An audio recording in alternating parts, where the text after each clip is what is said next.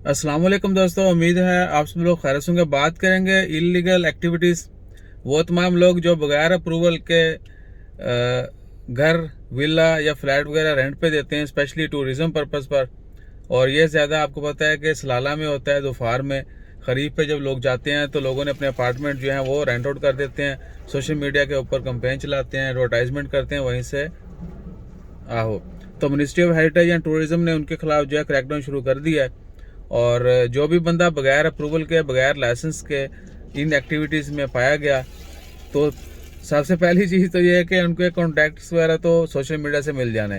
Facebook, Instagram और दीगर social media जो है वहाँ पर एडवर्टाइजमेंट धड़ाधड़ हो रही होती है, फ़लाँ जगह पर रब्ता करें, ये है वो है। तो अब जो है उनकी पकड़ दकड़ भी शुरू हो जाएगी।